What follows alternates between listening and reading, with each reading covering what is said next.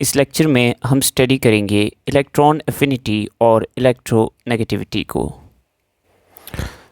Electron affinity को हम कैसे डिफ़ाइन करते हैं? It is the amount of energy absorbed और released when an electron adds to the valence shell of an isolated gaseous atom.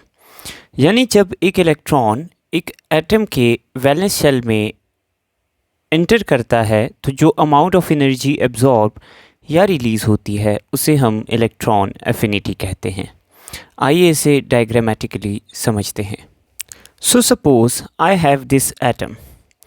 अब अगर बाहर से कोई इलेक्ट्रॉन आकर इस एटम के लास्ट शेल में ऐड करेगा तो जब ये लास्ट शेल में ऐड होगा तो इस प्रोसेस में या तो एनर्जी रिलीज़ होगी या तो एनर्जी एब्जॉर्ब होगी। तो ये जो अमाउंट ऑफ एनर्जी रिलीज़ या एब्जॉर्ब होगी इसको हम कहेंगे electron affinity. Now keep in mind कि usually energy is released when the first electron adds to the last shell of a gaseous atom. Now सबसे पहले हम ये समझने की कोशिश करते हैं कि जब एक इलेक्ट्रॉन आकर ऐड होता है वैलेंस शेल के अंदर तो हमारे पास एनर्जी रिलीज़ क्यों होती है। So let me take 3 shells of a certain atom. So ये हमारे पास एक एटम है जिसकी 3 शेल्स हैं और थर्ड शेल इसका वैलेंस शेल है। नाउ वी नो कि हमारे पास एटम की शेल्स की एनर्जी नेगेटिव में होगी। सो सपोज़ कि फर्स्ट शेल की एनर्जी में ले लेता हूँ -20, सेकेंड शेल की एनर्जी में ले लेता हूँ -15 और थर्ड शेल की एनर्जी में ले लेता हूँ -12। सो नाउ ये 3 शेल्स की एनर्जी है। अब जो इलेक्ट्रॉन मेरे पास एक वैलेंस शेल के अंदर आकर ऐड होता है ये एक फ्री इलेक्ट्रॉन है। तो फ्री इलेक्ट्रॉन यानी जो एटम का इलेक्ट्रॉन नहीं है इसके लिए हम ये एज्यूम करते हैं कि ये हमारे पास इन्फिनिटी के लेवल पे पड़ा है और जो इलेक्ट्रॉन इन्फिनिटी के लेवल पे पड़ा हो उसकी एनर्जी ज़ीरो होती है। तो अब इलेक्ट्रॉन एफिनिटी के प्रोसेस में होता क्या है कि इन्फिनिटी का एक इलेक्ट्रॉन यानी फ्री इलेक्ट्रॉन जिसकी अपनी एनर्जी ज़ीरो है वो हमारे पास आके फॉल करता है एटम के वैलेंस शेल में जिसकी अपनी एनर्जी नेगेटिव वैल्यूज़ में होगी। नाउ जब एक फ्री इलेक्ट्रॉन जिसकी एनर्जी ज़ीरो है वो इस एटम के वैलेंस शेल में आएगा जिसकी एनर्जी -12 है तो इस इलेक्ट्रॉन ने अपनी एनर्जी को 0 से -12 पे लेके जाना है। इसका मतलब है कि इसके पास जो एक्सेस एनर्जी है यानी 0 से -12 पे जाते हुए 12 is the amount of excess energy.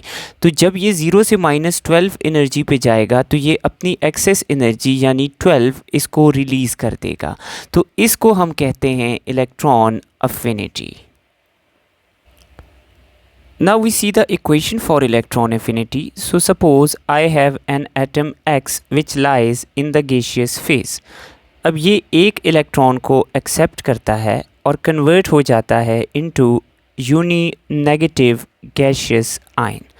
अब इस प्रोसेस के अंदर जितनी एनर्जी एब्जॉर्ब होगी या रिलीज़ होगी इसको हम कहेंगे इलेक्ट्रॉन अफिनिटी। नाउ जब हमारे पास एक न्यूट्रल एटम एक सिंगल इलेक्ट्रॉन को एक्सेप्ट करके एक यूनी नेगेटिव आयन में कन्वर्ट होता है सो इस प्रोसेस में हम इलेक्ट्रॉन अफिनिटी को कहते हैं first electron affinity. Now let me suppose कि फर्स्ट इलेक्ट्रॉन अफिनिटी के बाद एक atom x negative gaseous ion में कन्वर्ट हो गया। अब अगर इस नेगेटिव गैसियस आयन में एक और इलेक्ट्रॉन आएगा और इसको कन्वर्ट कर देगा into die negative gaseous ion so इस केस में जो हमारे पास इलेक्ट्रॉन अफिनिटी होगी उस इलेक्ट्रॉन अफिनिटी को हम कहेंगे सेकंड इलेक्ट्रॉन अफिनिटी। इसी तरह हमारे पास थर्ड, फोर्थ और मज़ीद इलेक्ट्रॉन एफिनिटीज़ मौजूद हैं। नाउ यहाँ पर एक बड़ी इम्पॉर्टेंट बात कि first electron affinity is usually exothermic यानी फ़र्स्ट इलेक्ट्रॉन को एक्सेप्ट करने में यूजुअली एनर्जी रिलीज़ होती है, but second electron affinity is usually endothermic यानी सेकंड इलेक्ट्रॉन को एक्सेप्ट करते हुए यूजुअली हमारे पास एनर्जी एब्जॉर्ब होती है। नाउ इसका रीज़न ये है कि सपोज़ मेरे पास एक न्यूट्रल एटम है, इसमें number of protons number of electrons के बराबर हैं। नाउ इसमें एक इलेक्ट्रॉन आता है और ये एटम इसको एक्सेप्ट करके कन्वर्ट होता है into uni negative ion. So इस प्रोसेस में जो एनर्जी रिलीज़ होगी, इस एनर्जी को हम कहेंगे first electron affinity. Now suppose कि मेरे पास एक यूनी नेगेटिव आयन में एक और इलेक्ट्रॉन आकर ऐड करता है इसके लास्ट शेल में। नाउ यहाँ पर मसला ये है कि यूनी नेगेटिव आयन में number of electrons is greater than number of protons. तो नंबर ऑफ़ इलेक्ट्रॉन्स ज़्यादा होने की वजह से हमारे पास इस एटम में यानी यूनी नेगेटिव आयन में the negative charge is dominant. अब ये जो डोमिनेंट नेगेटिव चार्ज है इस आयन का, ये आने वाले नेगेटिव इलेक्ट्रॉन को रिपेल करता है। अब इस इलेक्ट्रॉन को यहाँ पे एंटर होने के लिए रिपल्शन को ओवरकम करना पड़ता है, जिसके लिए एनर्जी रिक्वायर्ड होती है। तो अब हमारे पास इलेक्ट्रॉन जब यहाँ पे एंटर करता है तो ये एनर्जी लूज़ करता है टू ओवरकम एनर्जी गेन करता है टू ओवरकम द रिपल्शन। अब जब ये इलेक्ट्रॉन इधर आकर ऐड हो जाता है तो एनर्जी रिलीज़ भी होती है, लेकिन यूजुअली जो एनर्जी हम एब्जॉर्ब करते हैं, इलेक्ट्रॉन जब हमारे पास रिपल्शंस ऑफ नेगेटिव आयन को ओवरकम करता है तो उस प्रोसेस की जो एब्जॉर्ब्ड एनर्जी है उसकी अमाउंट रिलीज्ड एनर्जी से ज़्यादा होती है। सो इसलिए second electron affinity usually endothermic होगी। सो नाउ ये यूनी नेगेटिव आयन एक और इलेक्ट्रॉन एक्सेप्ट करेगा और डाई नेगेटिव आयन में सो इस प्रोसेस को हम कहेंगे second electron affinity. So first में न्यूट्रल एटम में इलेक्ट्रॉन ऐड होगा, इसलिए ये प्रोसेस यूजुअली एक्सोथर्मिक होगा। और सेकेंड इलेक्ट्रॉन एफिनिटी में एक ऑलरेडी नेगेटिव आयन में एक इलेक्ट्रॉन ऐड होगा, तो ये रिपल्शंस की वजह से एंडोथर्मिक प्रोसेस होगा यूजुअली। नाउ अगर हम ऑक्सीजन की बात करें, सो ऑक्सीजन को हम लेते हैं इन गैशियस फेस। सो हमने ऑक्सीजन का एक एटम लिया और इसमें एक इलेक्ट्रॉन को ऐड करके ऑक्सीजन को कन्वर्ट किया into uni negative gaseous ion. So this will be first electron affinity of oxygen. अब अगर हमने इस यूनी नेगेटिव आयन को एक और इलेक्ट्रॉन देके कन्वर्ट किया into oxygen di negative gaseous ion, so इस प्रोसेस में जो एनर्जी हमारे पास इन्वॉल्व होगी उसको हम कहेंगे second electron affinity. So oxygen की फर्स्ट इलेक्ट्रॉन अफिनिटी है -141 किलो जाउल पर मोल और इसकी सेकेंड इलेक्ट्रॉन अफिनिटी है +780 किलो जाउल पर मोल। सो यहाँ पे हम क्लियरली देख सकते हैं कि first electron affinity is exothermic and second electron affinity is endothermic. Now electron affinity की वैल्यू से हम एटम्स के बारे में उनके मेटालिक कैरेक्टर और नॉन मेटालिक कैरेक्टर की जजमेंट भी कर सकते हैं। नाउ मेटल्स और नॉन मेटल्स की इलेक्ट्रॉन एफिनिटी कैसे डिफरेंट है।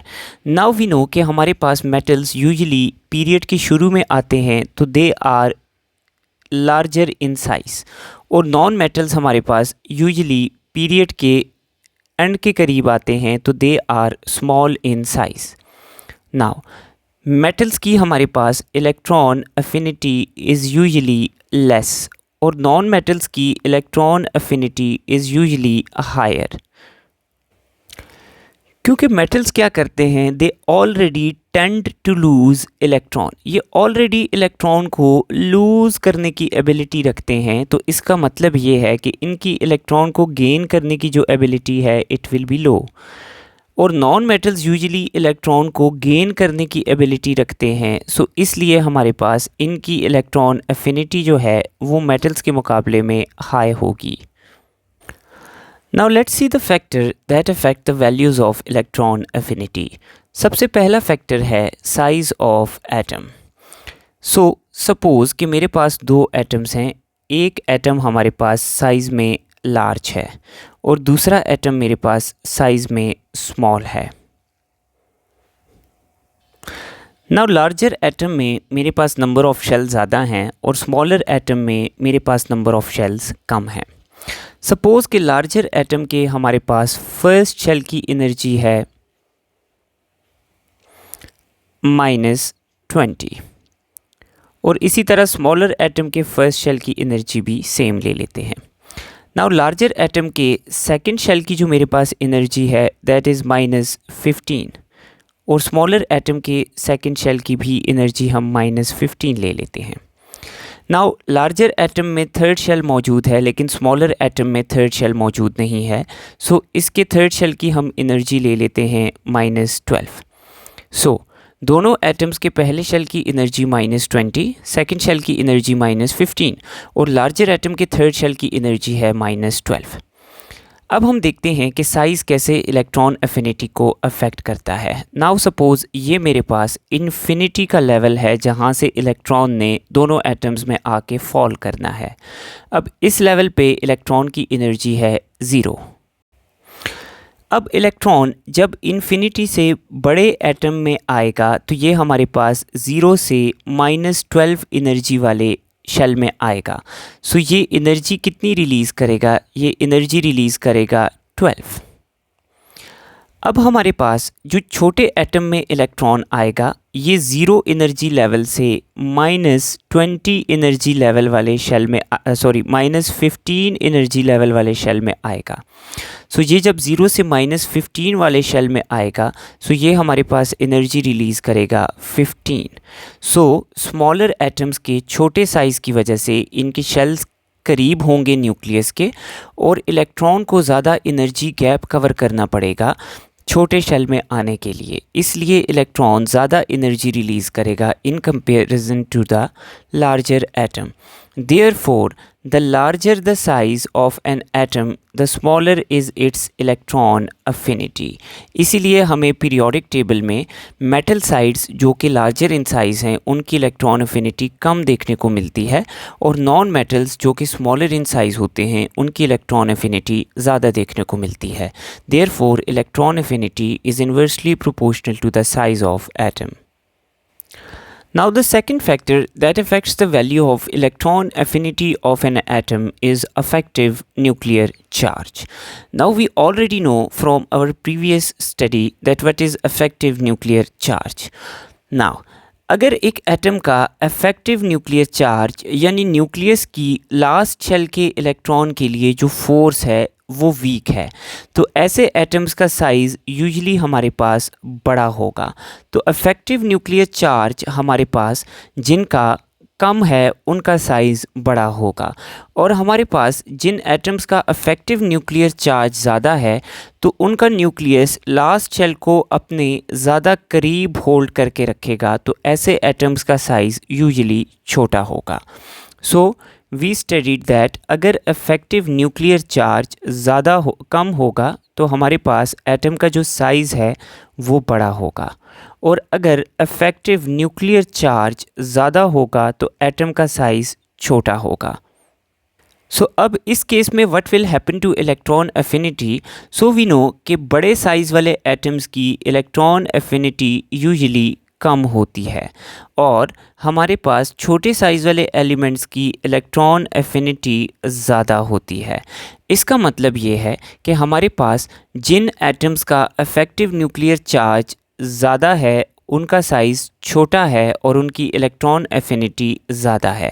Therefore electron affinity is directly proportional to effective nuclear charge. जितना इफेक्टिव न्यूक्लियर चार्ज ज़्यादा होगा इलेक्ट्रॉन एफिनिटी ज़्यादा होगी और जितना इफेक्टिव न्यूक्लियर चार्ज कम होगा इलेक्ट्रॉन एफिनिटी उतनी ही कम होगी due to larger size as in this case.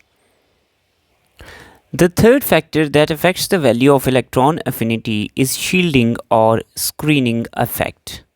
Now shielding या screening effect कैसे electron affinity को determine करेगा या affect करेगा? So let's see. So suppose कि मेरे पास एक ऐसा एटम है जिसके अंदर टोटल 3 शेल्स मौजूद हैं। नाउ इसको मैं कंपेयर करूँगा ऐसे एटम के साथ जिसके अंदर मेरे पास सिर्फ 2 शेल्स मौजूद हैं। नाउ ये जो हमारे पास लार्जर साइज्ड एटम है, इसमें हमारे पास अंदर नंबर ऑफ़ शेल्स ज़्यादा है और नंबर ऑफ़ इलेक्ट्रॉन्स भी ज़्यादा है। देयरफॉर इसके अंदर हमारे पास जो स्क्रीनिंग है लास्ट इलेक्ट्रॉन की वो ज़्यादा होगी। तो इसमें नंबर ऑफ़ इंटरवीनिंग शेल ज़्यादा हैं, तो इसमें स्क्रीनिंग ज़्यादा है। और छोटे साइज़ वाले एटम में हमारे पास नंबर ऑफ़ शेल्स कम है, तो स्क्रीनिंग हमारे पास कम होगी। तो जिस एटम में स्क्रीनिंग ज़्यादा होगी तो वैलेंस इलेक्ट्रॉन उतना न्यूक्लियस से दूर होगा, देयरफॉर ऐसे एटम का साइज़ भी उतना ही बड़ा होगा। और जिस एटम में स्क्रीनिंग कम होगी उतना ही हमारे पास इफ़ेक्टिव न्यूक्लियर चार्ज ज़्यादा होगा, उतना ही साइज़ ऑफ एटम छोटा होगा। सो साइज़ हमारे पास छोटा होगा। अब इससे इलेक्ट्रॉन एफिनिटी पे क्या फ़र्क पड़ेगा? हमारे पास बड़े एटम्स की इलेक्ट्रॉन एफिनिटी यूजुअली कम होती है और छोटे एटम्स की इलेक्ट्रॉन एफिनिटी इज़ ग्रेटर। सो हमारे पास स्क्रीनिंग या शील्डिंग इलेक्ट्रॉन एफिनिटी के इन्वर्सली प्रोपोर्शनल है। यानी अगर एक एटम के स्क्रीनिंग हमारे पास ज़्यादा है तो उसकी इलेक्ट्रॉन एफिनिटी कम होगी क्योंकि उसका साइज़ बड़ा होगा, और अगर एक एटम के अंदर स्क्रीनिंग कम है तो उसकी इलेक्ट्रॉन एफिनिटी ज़्यादा होगी क्योंकि हमारे पास एटम का साइज़ छोटा होगा। और यूँ इसमें नंबर ऑफ़ एटम्स भी ज़्यादा होंगे जो कि आने वाले इलेक्ट्रॉन को रिपेल करेंगे, और इसमें नंबर ऑफ़ इलेक्ट्रॉन्स भी कम होंगे जो आने वाले इलेक्ट्रॉन को उतना रिपेल नहीं करेंगे। The next factor that affects the value of electron affinity is the nature of orbital. So we know कि हमारे पास 4 डिफरेंट किस्म के ऑर्बिटल्स हैं, S, P, D and F। अब नेचर ऑफ ऑर्बिटल कैसे इलेक्ट्रॉन एफिनिटी को अफेक्ट करता है, इसके लिए हम S और P ऑर्बिटल्स की एग्जांपल लेते हैं। Now this orbital, the spherical one is S orbital and this dumbbell shaped orbital is p orbital. Now suppose कि मेरे पास इलेक्ट्रॉन s में और p में दोनों में आ रहा है, कहाँ से? इन्फिनिटी यानी ज़ीरो एनर्जी के लेवल से। तो जब एक फ्री इलेक्ट्रॉन p ऑर्बिटल में आके गिरेगा तो p का हमारे पास साइज़ बड़ा है और एनर्जी p की ज़्यादा है। देयरफॉर जब एक इलेक्ट्रॉन p में आके गिरेगा तो ये इतना बड़ा एनर्जी गैप कवर नहीं करेगा। इस एनर्जी गैप को मैं कहता हूँ E1। और इसके ऑपोजिटली जब एक हमारे पास इलेक्ट्रॉन इन्फिनिटी से S में आएगा तो ये ज़्यादा बड़ा एनर्जी गैप यानी E2 को कवर करेगा। देयरफॉर S का साइज़ सबसे छोटा है, सो S के अंदर इलेक्ट्रॉन एफिनिटी सबसे ज़्यादा होगी, followed by P, followed by D, followed by F।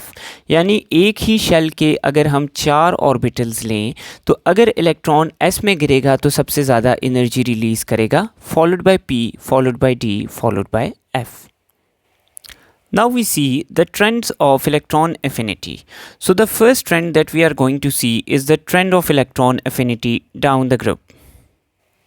So periodic table में किसी भी ग्रुप में जब हम नीचे जाते हैं हमें एक बात तो पता है कि number of shells increases, so down the group हमारे पास एटम्स का साइज़ इंक्रीज़ होगा किसी भी ग्रुप में।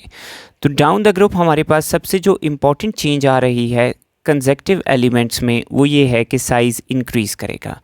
सो वी नो कि ऑब्वियसली अगर साइज़ इंक्रीज़ करेगा तो हमारे पास साइज़ बड़ा होने की वजह से इलेक्ट्रॉन एफिनिटी की वैल्यू डिक्रीज़ करेगी।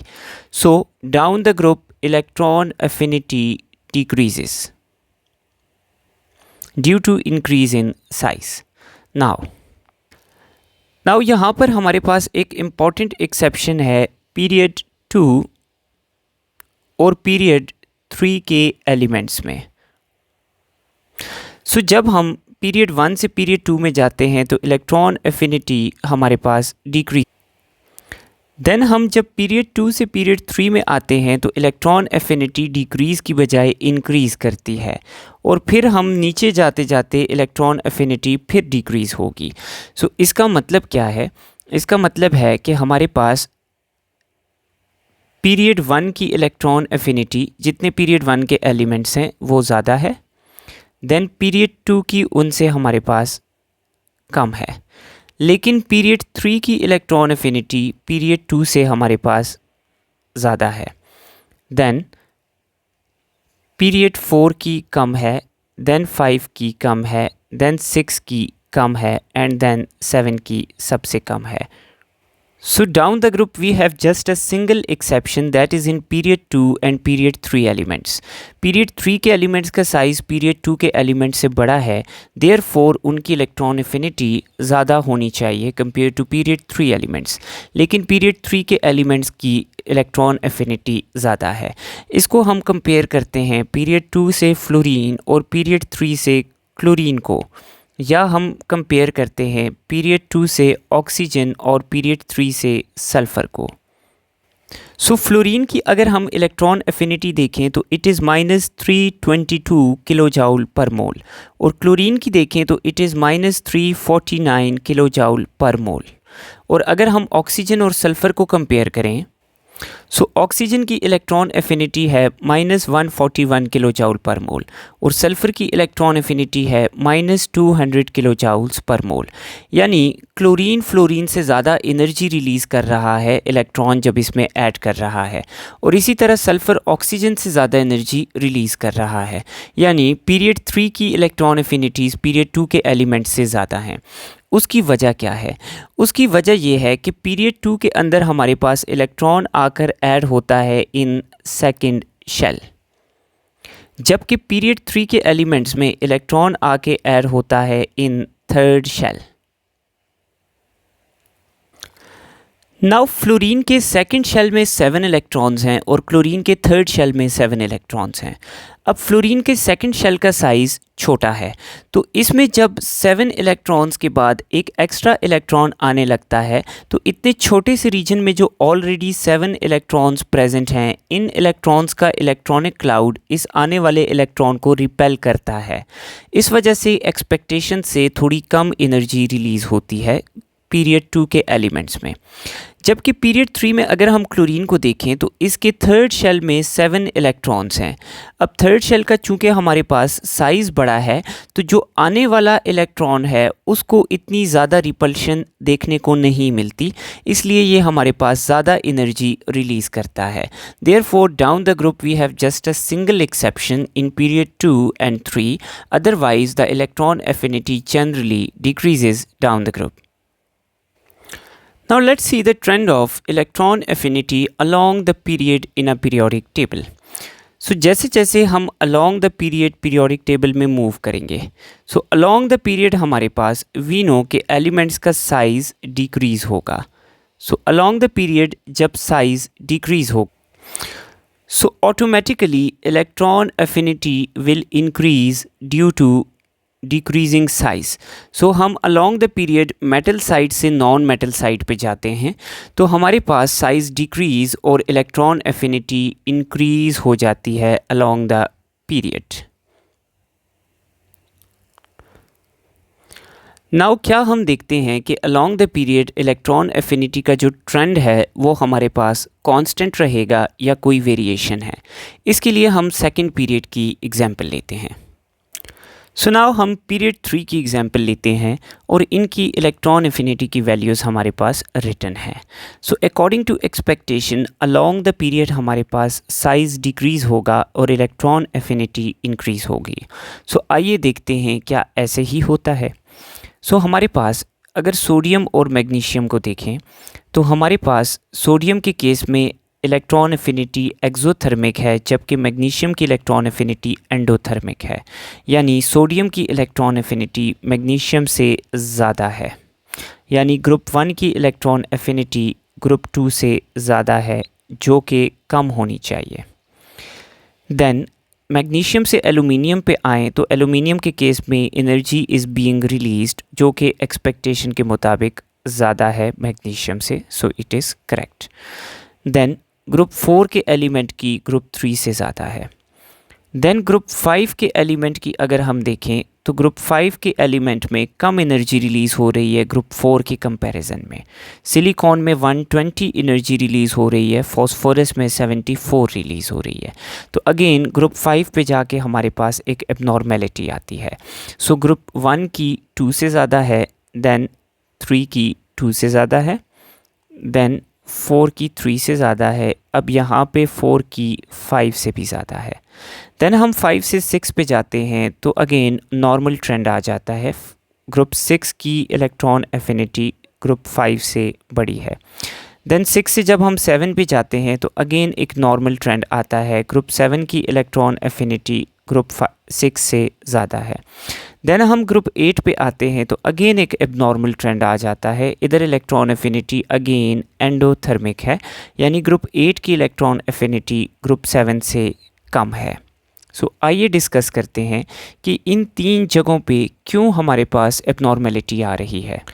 सो कीप इन माइंड कि हमारे पास इलेक्ट्रॉन एफिनिटी के केस में ग्रुप 2, ग्रुप 5 और ग्रुप 8 इन तीनों के मेंबर्स हमारे पास एबनॉर्मेलिटी शो करते हैं। अब ग्रुप 1 की इलेक्ट्रॉन एफिनिटी क्यों हमारे पास ग्रुप 2 से ज़्यादा है।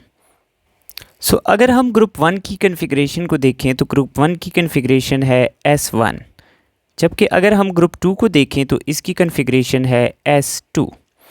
तो जब ग्रुप 1 में इलेक्ट्रॉन आएगा तो वो इलेक्ट्रॉन आएगा s ऑर्बिटल में, क्योंकि इसका s ऑर्बिटल अभी कंप्लीट नहीं है। जबकि अगर ग्रुप 2 के एलिमेंट में इलेक्ट्रॉन आएगा तो इसका चूंकि s कंप्लीट है तो वो इसके p में आएगा। तो अब अगर हम कंपेयर करें तो ग्रुप 1 में नेक्स्ट इलेक्ट्रॉन s ऑर्बिटल में आएगा और ग्रुप 2 में नेक्स्ट इलेक्ट्रॉन p में आएगा। देयरफॉर वी नो कि जब s ऑर्बिटल में इलेक्ट्रॉन आएगा तो वो हमारे पास ज़्यादा एनर्जी रिलीज़ करेगा। देयरफॉर ग्रुप 1 के एलिमेंट्स की इलेक्ट्रॉन एफिनिटी ग्रुप 2 के एलिमेंट से ज़्यादा है। नाउ हम कंपेयर करते हैं ग्रुप 4 और ग्रुप 5 को कि क्यों ग्रुप 5 के एलिमेंट्स ग्रुप 4 से कम इलेक्ट्रॉन एफिनिटी की वैल्यू शो करते हैं। तो अगर हम ग्रुप 4 की कन्फिग्रेशन देखें तो इनकी कन्फिग्रेशन है S2P2 और ग्रुप 5 की कन्फिग्रेशन है S2P3। नाउ वी नो कि हमारे पास ग्रुप 4 का जो p ऑर्बिटल है ये ना तो हाफ फिल्ड है ना तो कम्प्लीटली फिल्ड है, तो इसलिए इसका जो p ऑर्बिटल है वो अभी स्टेबल नहीं, अनस्टेबल है। जबकि ग्रुप 5 का p ऑर्बिटल हाफ फिल्ड है, इसलिए ग्रुप 5 का जो p ऑर्बिटल है इसको हम कहेंगे कि ये हमारे पास स्टेबल है। नाउ अगर ग्रुप 4 में एक इलेक्ट्रॉन मज़ीद आ जाए, ये एक इलेक्ट्रॉन एक्सेप्ट कर ले, तो इसकी कन्फिग्रेशन हो जाएगी S2P3, यानी इसके पास P हाफ फिल्ड हो जाएगा और इसकी कन्फिग्रेशन हो जाएगी स्टेबल।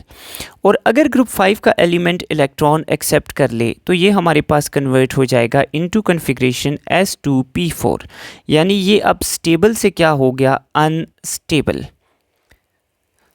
सो इलेक्ट्रॉन एक्सेप्ट करने से ग्रुप 4 की कन्फिग्रेशन अनस्टेबल से स्टेबल हो जाएगी, जबकि ग्रुप 5 की कन्फिग्रेशन स्टेबल से अनस्टेबल हो जाएगी।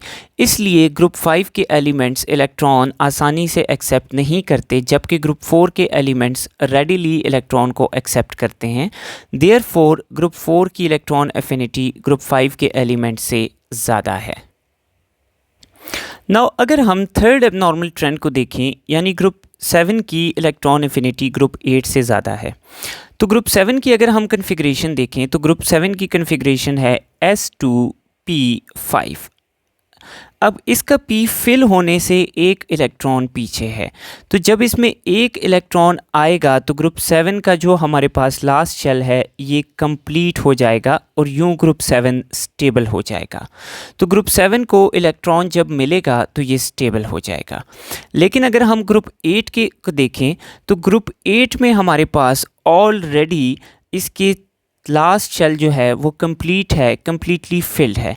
तो अब इसमें जो एक्स्ट्रा इलेक्ट्रॉन है वो लास्ट शेल में एंटर ही नहीं हो सकता। तो अब इसका जो इलेक्ट्रॉन है वो लास्ट की बजाय लास्ट से भी अगले जो एम्प्टी शेल होगा उसमें आकर एंटर होगा और यूं इसकी कन्फिग्रेशन बहुत ही ज़्यादा अनस्टेबल हो जाएगी। देयरफॉर ग्रुप 8 के एलिमेंट्स अपने कंप्लीट शेल की वजह से ऑलमोस्ट ऐसा बिहेवियर रखते हैं कि ये इलेक्ट्रॉन एक्सेप्ट ना करें और इनकी इलेक्ट्रॉन एफिनिटी इस वजह से ग्रुप 7 से काफ़ी कम है। So that's all about electron affinity. Now let's move to electronegativity. So electronegativity को हम define करते हैं कि that it is the ability of an atom to attract a shared pair of electrons. यानी suppose हमारे पास दो atoms हैं A और A. इन दोनों ने एक इलेक्ट्रॉन पेयर को क्या किया, शेयर किया एक दूसरे के साथ, like this. अब ये जो इलेक्ट्रॉन पेयर है जो इन दो एटम्स के दरमियान शेयर्ड है, उसको अट्रैक्ट करने की एबिलिटी इस एटम की ज़्यादा है या इस एटम की ज़्यादा है, इस मेजरमेंट को हम कहेंगे इलेक्ट्रोनेगेटिविटी।